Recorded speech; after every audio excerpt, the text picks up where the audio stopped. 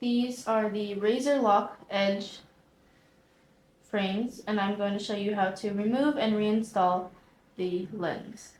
So first thing you're going to do is push this little button or lever backwards, and you can pull this part towards you. Then you're going to push the lens away from the nose piece on both sides and just slide the lens out. Now, to reinstall it, you're going to take the left edge and slide it into its groove first.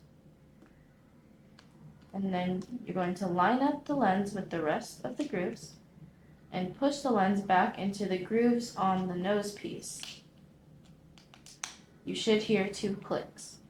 And simply take the part of the frame and just push it back to its original position.